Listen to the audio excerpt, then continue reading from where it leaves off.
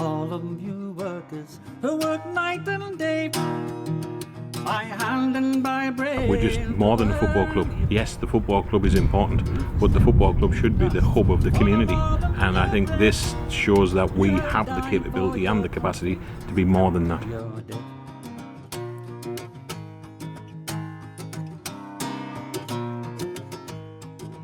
Spennymoor is a really important part of the Durham Miners story. Obviously, there's a great deal of art there with the Spennymoor settlement, loads of pits around there.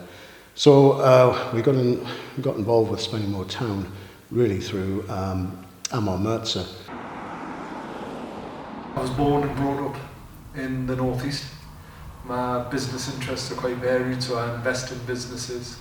I'm really, really passionate about the whole of the northeast. The northeast powered the world through coal mining, and we literally were one of the most prosperous places, not just in the country but across the world, and organisations like Red Hills and Spennymoor Town.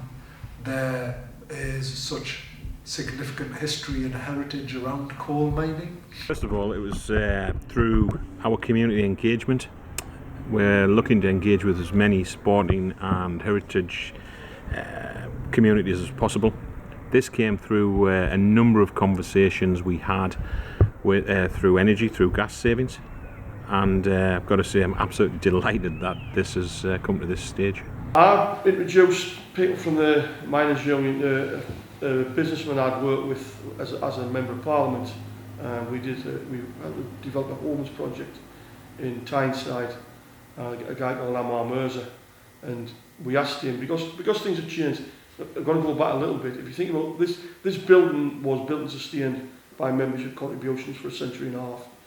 Effectively, we've had no members for 26 years, so we've basically been running on a reduced, tapering amount of money, and basically we've had to start looking for different avenues for raising funds. Well, we're here in the Miners Hall, or the Pitman's Parliament, as it's known. It's just been voted in the top 100 irreplaceable places by Historic England. So there's only one other parliament involved, and that's the one in London. What we want to do with this place is get it restored to its former glory. We want to turn Red Hills, that's the building that this is in, into a place where people practice, perform and learn about the heritage and culture of the Durham coalfield. It wasn't a big deal. I got into mining really because my brother was a miner, and he was about 8 years older than me, and we saw us go out in his car, and his car was always breaking down. So I started helping to fix it, and he said, have you ever thought about being a mechanic? I says, no, why? He said, because there's often really good apprenticeships at the pit. And overnight I said, right, I'll go and do it.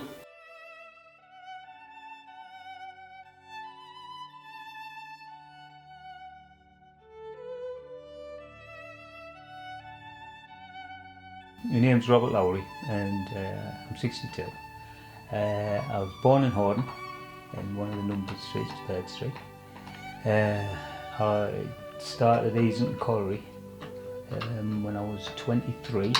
All my family, my grandfather, my uncles, my father were all miners in the region, and some of them left and went down into Staffordshire, into the mines down there when work dried up here. So yeah, it's very close to myself. I think if you take football and the community, the interlinked, and if you go back to my father and his father, both worked for the National Coal Board and in the mining industry. And if you look at a lot of little villages, and Spennymoor isn't a little village, but a lot of little villages that surround towns, they're all made up of miners' welfare community centres, miners' welfare football pitches, miners' welfare homes, and the coal board and the mining industry was the heart of everything that the community was about. I loved my job, and all the camaraderie, all the lads, and the crack was brilliant, and at the end of the day, you go, and I loved seeing the coals go out on the belt. I just get a buzz of it going out, that you've achieved something. Well, it just become a job like anybody else. You just accept it for what it is. It didn't say, obviously it was tough at times, and you're working some horrible conditions, but it wasn't like you cried about having to go to work. It was just going to work was the price you paid for the life you lived, and the life we lived was a good one, because we lived in a good community. We had decent housing provided by the coal board. I lived close to work. I would like to touch on some of the results of the past of this colliery. Going back to 1963, the output per man was only 17.7 hundredweights. Over the years, it's increased to 20, 21, 24, and last year it reached 27.6. Now, we won't be able to break even on this. In fact, we'll lose an awful lot of money. And, of course, this would make it very difficult for the pit to remain open very long. Everybody started to leave when the pit shut, and it made a big void in the community. But there was nothing to do. Like there's 2,500 men working in there at its height, you know, and all out of a job. And to me, it's just a sin before God. And it's not just here. It was Horden, Blackhall, Seaham, you know, all the northeast area. It was the Cumbria, there was Kent, it's all over the country. 200,000 men lost their jobs. The best thing was I lived in a community with great people, and the pit and the community were one and the same, and the union was part of that. And I think that's the biggest change I've seen, certainly the last 30 years, where the biggest sadness about the whole pit closure programme is the demise of the community and the spirit the community's had.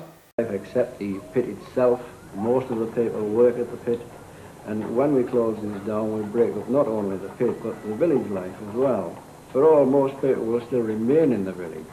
The majority of them will be working outside the village, and this doesn't lend to the same close-knit community as what it does when the people are employed at the colliery.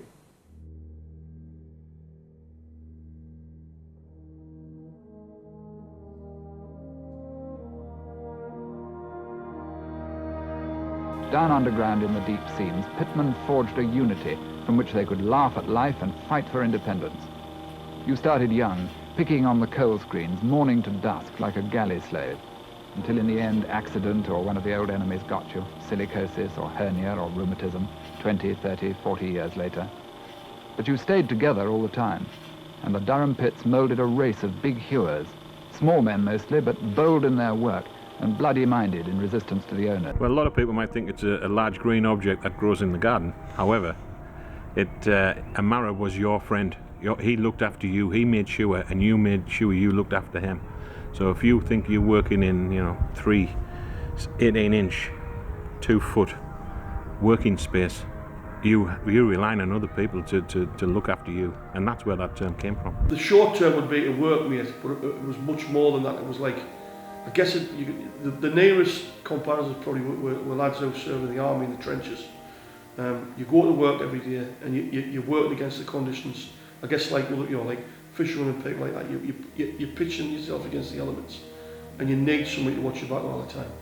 And a good man was somebody who would watch your back, and both underground and everywhere else in your life. So people become really good friends that rely on. So you're in tough times financially, or you needed help with something, or you needed a lift anywhere, or you were just doing things, you became managers in every sense of the word. It's just very, very close comradeship and friendship. Everybody in County Durham knows what Marra is, but you want to get that word out to the rest of the world. And Marra's your best mate. He's the person that you, or she now, who you trust your life with.